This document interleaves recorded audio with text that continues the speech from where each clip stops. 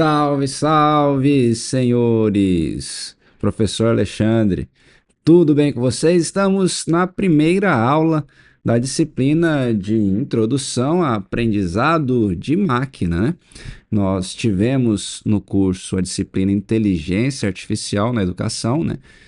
Que a gente pôde pincelar algumas coisas da IA, ver como usar a IA em sala de aula com os alunos, como usar ferramentas da IA generativa para auxiliar a tarefa dos docentes, né, de planejamento de aula, de condução dos materiais, de material personalizado, para contribuir na aplicação, enfim, no trabalho diário do docente com os alunos. Já nessa disciplina aqui, o foco é um pouco diferente. Aqui é específico em aprendizado de máquina. E a ideia aqui é a gente aprofundar nessas técnicas. Como é uma disciplina optativa, a ideia é aprofundar, de fato.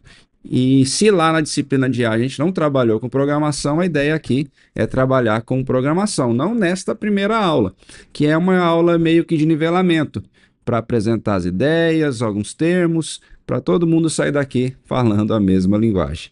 Já nas próximas aulas, sim, a gente vai começar a adentrar com programação e fazer algumas coisinhas. Porém, claro, como é uma disciplina introdutória, a gente não vai conseguir aprofundar e avançar, evoluir até o nível avançado, né? Então, uma disciplina introdutória, mas que eu acho que vai ser bacana, vocês vão gostar, a gente vai conseguir fazer algumas coisas e dar uma visão mais ampla para vocês do que é aprendizado de máquina, não é mesmo? Então, vamos entrar aqui no nosso primeiro slide. Ó, aprendizado de máquina estuda métodos capazes de permitir que sistemas computacionais aprendam a partir de dados. Então, esse detalhe é importantíssimo. Métodos capazes de permitir que sistemas computacionais, programas em geral, aprendam a partir de dados. Em vez de serem explicitamente programados com regras fixas para cada situação, que é o que vocês vêm programando com if, else, while, né? Programação com regras fixas, nós escrevemos as regras do algoritmo, né? Os sistemas baseados em aprendizado de máquina identificam padrões e utilizam esses padrões para realizar previsões, classificações ou tomadas de decisão em geral. Então, ó, já para a gente diferenciar, o que a gente usa como regra fixa, né, que a gente escreve lá o if else, é meio que uma automação. Então, a gente programa por meio de automação, né? Já no aprendizado de máquina, o sistema computacional vai aprender a partir dos dados, tá? Então, o que acontece? A gente vai fornecer dados, uma base de dados, um banco de dados, os algoritmos, as técnicas de aprendizado de máquina vão explorar esses dados para encontrar padrões lá e dali extrair um modelo para fazer as suas classificações, previsões, estimativas, o que for. Então, ó, na verdade, no método tradicional, a gente escreve o algoritmo por regras fixas, que é a automação, o algoritmo recebe a entrada dos dados e fornece uma saída tradicional, né?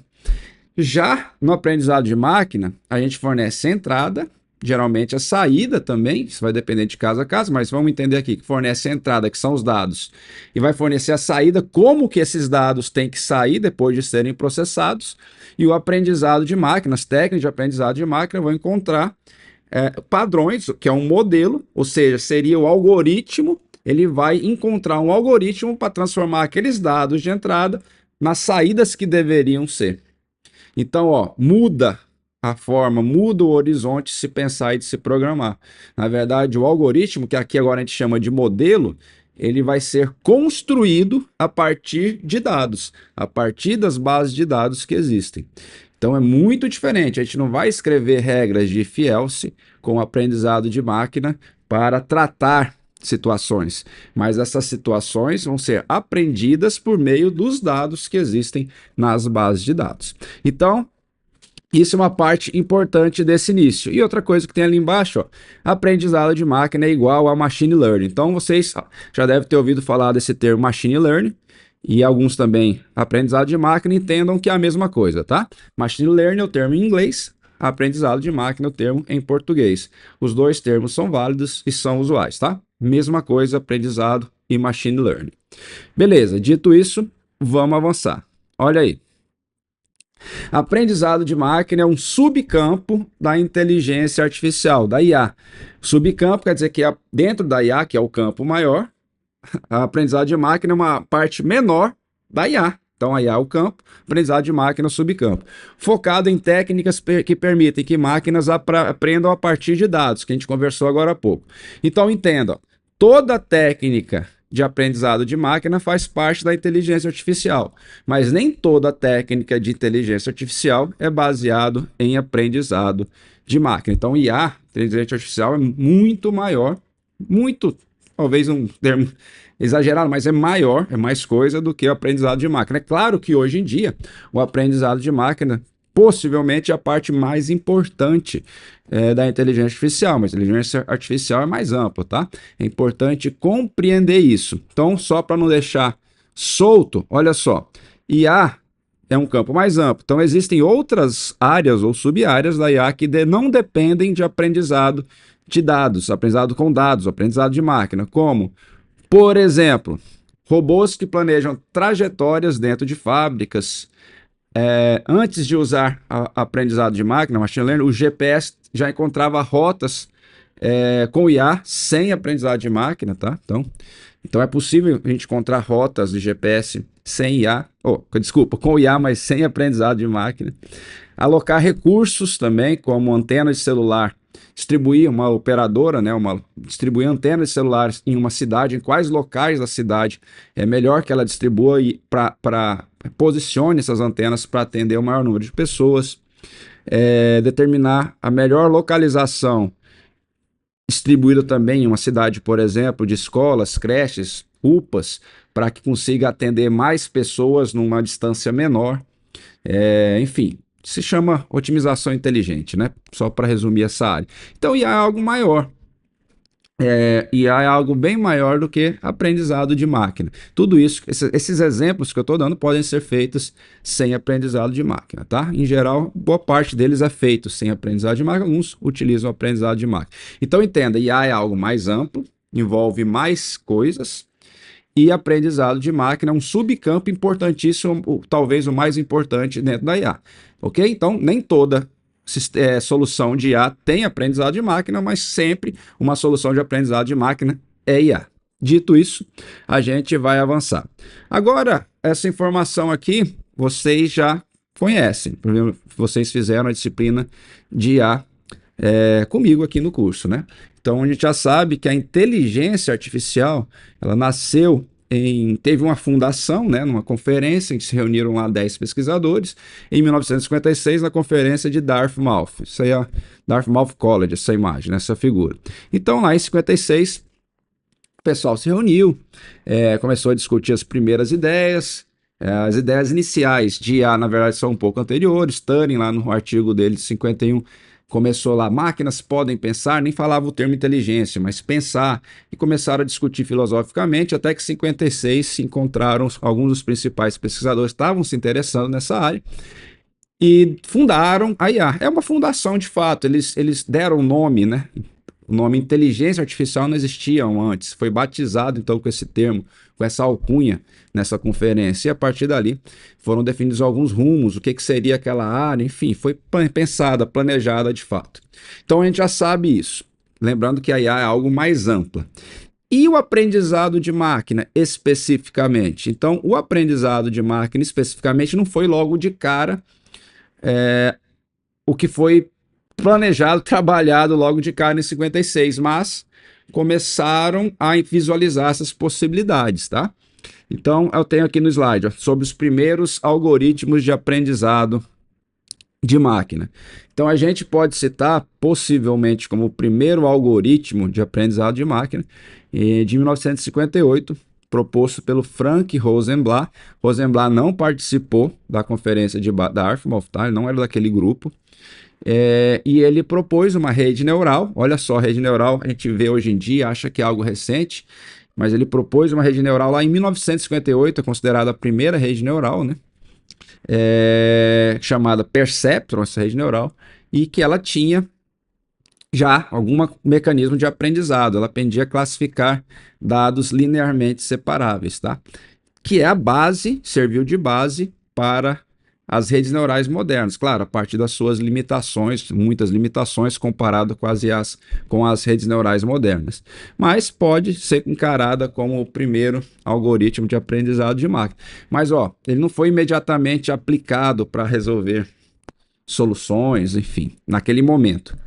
E como ele não era do grupo lá de Dartmouth, não teve um impacto imediato tão grande, né? Porque o pessoal lá de Dartmouth, sim, todos lá eram cientistas renomados, né? Lá tinha tem um vencedor de prêmio Nobel de Economia, e 3 vencedores de prêmio Turing, que é a maior condecoração científica da computação. Então eram pesquisadores bem conhecidos. E o Rosenblatt não fazia parte daquele grupo. Então, na verdade, o que naquele momento acabou ficando conhecido, teve um impacto maior naquele momento, final da década de 50, foi o do Arthur Samuel, em 59. Arthur Samuel, este sim, participou da conferência de Dartmouth, era do grupo de Dartmouth. Então ele apresentou em 59 um primeiro programa, de fato, para jogar damas. E foi nesse trabalho dele, nessa pesquisa dele, que o termo aprendizado de máquina, machine learning, que ele foi cunhado, né? Então, em 1962, o jogo dele de dama, que tinha aprendizado de máquina, venceu um ser humano, tá? Então, nesse momento, no final da década de 50, 59, o Arthur Samuel tinha mais visibilidade o trabalho dele. Mas o que ficou para a história como o mais impactante, mais importante, foi do Rosenblatt, as bases das redes neurais, tá? Mas é importante saber de onde surgiu isso. Então não é algo recente, como muita gente pensa. No final do ano passado, eu dei uma palestra em Formoso do Araguaia, a convite da UFT, e lá eu fiz até a pergunta: vocês acham que IA surgiu quando? E lá tinham alguns estudantes do ensino médio e iam falar, uns 5 anos atrás, uns 8 anos. E na verdade não, né? Então a IA é muito mais antiga, fazendo neste ano 80 anos, acho que é isso, né? E o aprendizado de máquina surgiu também quase que junto com o início da IA. Então é importante ter em mente isso. É claro, quando fala surgiu o aprendizado de máquina, é muito diferente o aprendizado de máquina daquela época que existe hoje. Houve uma evolução ao longo do tempo, ao longo dessas décadas, de pesquisa atrás de pesquisa, que foram moldando até chegar na revolução que temos hoje. Bom, então dentro do aprendizado de máquina, neste primeiro momento, vamos dividir em 3 fases esse primeiro momento. Então essas ideias iniciais de aprendizado de máquina. Claro que existem outras, eu não vou mencionar aqui no vídeo, outras que em um certo momento foram importantes, mas eu estou pensando aquelas que foram, sei lá, de maior visibilidade no momento, que é no momento em que foi lançada, né, que é o do Arthur Samuel, e o que ficou para a história, né, com o maior impacto. Então, por isso que eu citei o do Rosenblatt, apesar de terem outras iniciativas e outros algoritmos que tiveram algum certo impacto. Bom, porém, o algoritmo do Rosenblatt tinha várias limitações, né? Só resolvia problemas linearmente separáveis. São um tipo de problema muito simples perto da complexidade dos problemas que são resolvidos hoje. E na década de 60, final da década de 60, foi provado várias limitações do algoritmo do Rosenblatt. Então, com isso, ficou um tempo parado as pesquisas. Ao longo da década de 70, as pesquisas de aprendizado de máquina com redes neurais ficaram paradas. Surgiram outras iniciativas, outros tipos de algoritmo de aprendizado de máquina, como sistemas especialistas, lógica fuzzy, algum mais para a área linguística, mas ficou meio parado. E aí a gente chega nos anos 80. Eu tenho no slide aqui, isso aqui é importante a gente mencionar. A gente chega nos anos 80, porque no início dos anos 80 tivemos uma segunda evolução, uma segunda fase, uma segunda revolução dentro do aprendizado de máquina, que vai caminhar para o que existe nos dias atuais, tá? Então, a partir da rede Percepto, do Rumelhart, que eu acabei de falar para vocês, lá de 58, na década de 80 ela foi retomada e melhorada. Então, em 1982, o Hopfield propôs um outro tipo de rede, tá? Ainda não é essa que o Hopfield propôs não é exatamente uma melhoria do Rumelhart, mas ele propôs uma nova rede resolvendo o principal problema identificado no algoritmo lá do Rumelhart, só que era meio lenta, tinha alguns problemas também. E aí, em 86, surge a Multilayer Perceptron, que é basicamente pegar as ideias da rede Hopfield e juntar para a rede neural Perceptron do Rumelhart. Então, com isso, pegou a rede do Perceptron do Rumelhart e ampliou, resolvendo aqueles problemas que eram limitados, porém muito mais eficiente que a rede Hopfield, muito mais rápida de ser resolvidos. Quem fez nesse trabalho, que fez essa revolução, que surgiu em 86 a rede Multilayer Perceptor, ou Perceptor de múltiplas camadas, são esses senhores que estão nas fotos aí, tá? Rumelhart, o da foto acima à esquerda, o Geoffrey Hinton à direita e o Williams abaixo, tá? Então, na década de 80 teve essa revolução que de fato permitiu que o aprendizado de máquina saísse do meio científico e fosse de fato aplicado em aplicações reais. Então começou a ser utilizado o aprendizado de máquina com redes neurais em indústria, principalmente a indústria japonesa utilizou muita coisa, então começou de fato a ser aplicada. E ao longo da década de 90, ela foi utilizada bastante no meio comercial em empresas. Então muitas empresas, até em comércio eletrônico, começaram a utilizar o aprendizado de máquina para diversas aplicações, tá? Diversas situações. Então, ao longo da década de 90, houve uma evolução grande e de uso da aplicação de fato, entendendo o seu impacto das técnicas de aprendizado de máquina. Porém, também foram identificados novos problemas, né? Tivemos novos problemas aí, que essas redes neurais, elas são por camadas. A gente vai tentar dar uma ideia muito rápida aqui ao longo do curso, e ela não aprendia com muitas camadas. Ela tem uma camada de entrada, que são as entradas dos dados, a camada de neurônios ocultos e a saída dos dados, neurônio de saída. Então, ela respondia bem para 3, 4 camadas, só que quanto mais camadas vai colocando, camadas de neurônios artificiais, ela não conseguia convergir para a solução, não conseguia avançar. Que esse é um problema chamado esvaneio do gradiente, a gente não vai entrar nesses detalhes. E ficou nisso, esse é um problema. E também tinha um outro problema, mas eu não vou citar aqui, que é de relação de vizinhança. Mas, enfim, ela tinha esses problemas. Então, ela foi utilizada, as redes neurais foram utilizadas para muita coisa, resolveram muitos problemas interessantes com essas redes neurais que surgiram nessa segunda fase, a partir da Multilayer Perceptron e da própria Multilayer Perceptron, porém ainda tinha alguns gargalos, que eles foram ser sanados ao longo dos anos 2000. Então, o que a gente pode mencionar aqui? Que no início dos anos 2000 começam as ideias de redes neurais profundas, que é o chamado Deep Learning, o aprendizado profundo, tá? É totalmente associado à rede neural profunda, ou seja, vem da evolução das redes neurais, da rede Rumelhart, do Multilayer Perceptron, Hopfield, Multilayer Perceptron e avançando. E que elas que são a base do aprendizado de máquina, do Machine Learning atual. Então, eu coloquei 2 pontos importantes. É claro que existem outros, né? Mas 2 pontos importantes de tecnologias que surgiram aí. Então, em 2006, o Hinton, o Zindero e o Té mostraram como treinar redes neurais profundas para aplicações de visão computacional. Então, isso foi um avanço interessante, importante, mas elas só funcionavam para imagens muito simples. Então, é o início do que nós temos hoje de visão computacional com redes neurais profundas, tá? O termo Deep Learning meio que se populariza aí com esse trabalho deles. O Hinton, que está aí, é o mesmo lá de 86, tá? Do Multilayer Perceptron. E aí vem um marco mais importante, que é em 2012, com uma rede neural profunda chamada AlexNet, foi desenvolvida pelos 3 que estão na foto. À esquerda, o Krzyzewski, o do meio é o Geoffrey Hinton e da direita, da esquerda é o Sutskever, o do meio é o Geoffrey Hinton e da direita é o Krzyzewski, o Alex, né? O Geoffrey Hinton de novo, ó. 86, o Multilayer Perceptron, 2006, tá aí o marco, e 2012.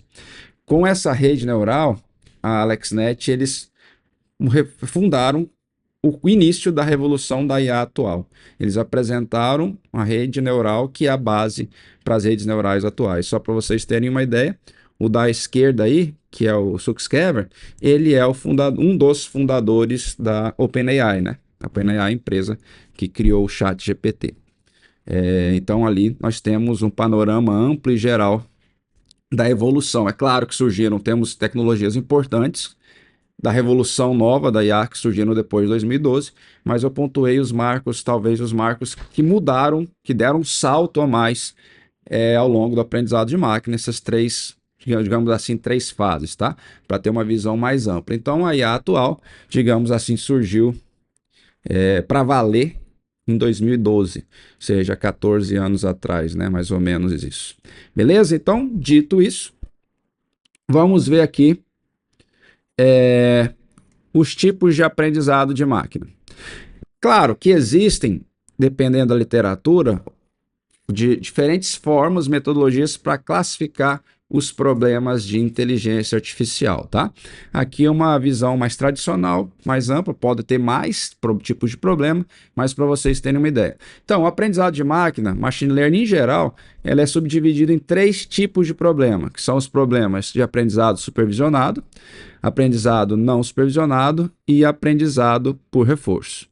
O aprendizado supervisionado, que mais ou menos, que vai ser o foco principal aqui dessa disciplina, ele é subdividido em 2 tipos de problemas. São os problemas de classificação, lá em cima, acima do lado direito, e os problemas de regressão. Tem ainda, dentro de aprendizado de máquina, o aprendizado não supervisionado. A gente vai ver em uma aula um pouco sobre isso, que também é subdividido os problemas em problema de redução de dimensionalidade e agrupamento, e ainda um terceiro ponto dentro de aprendizado de máquina, que a gente não vai explorar na disciplina, chamado aprendizado por reforço. Então, aprendizado supervisionado, como eu falei, tem classificação e regressão. O que é classificação? Classificação é classificar mesmo. Então, o diagnóstico, tá doente ou não? Tá com tumor? Não tá com tumor. Por exemplo, classificar uma imagem. Dar uma imagem é uma maçã, é uma pera, é um limão, é um abacaxi. Detecção de fraudes, por exemplo. Usou o cartão, é um cartão clonado? Não é. É uma fraude? Não é. Pode ser uma financeira. A pessoa faz um cadastro. Se pode emprestar dinheiro ou não. Qual o limite de dinheiro que pode ser emprestado? Né? Então, empresta ou não empresta? Adimplente ou inadimplente? O perfil daquela pessoa. Isso pode ser também para sistema de recomendação, né? Classificar usuários. Então, por exemplo, no stream de vídeo, né? Pode ser os usuários que gostam de filmes de comédia, os filmes de terror, são classes diferentes. Então, é um tipo de problema. Tem regressão, como eu falei também, regressão dentro de aprendizado supervisionado, que é tudo que é previsão, estimativa, predição, tudo que envolve previsão é regressão. A gente vai falar um pouco também, vai ter aula sobre isso. E aí, saindo para o aprendizado não supervisionado, lá do lado esquerdo, tem os agrupamentos, agrupar. A ideia de agrupamento ou clustering, talvez já tenham ouvido falar esse termo, é agrupar ou transformar em cluster os dados que são similares. A gente não conhece esses dados, são dados sem rótulos, eles não são bem conhecidos. A gente vai procurar os dados e tentar encontrar dados que são parecidos. Então a gente pode tentar agrupar clientes, usuários que tenham gostos parecidos, perfil de consumo de parecido. Por exemplo, no Spotify, pessoas que ouvem músicas que tem gosto parecido para música.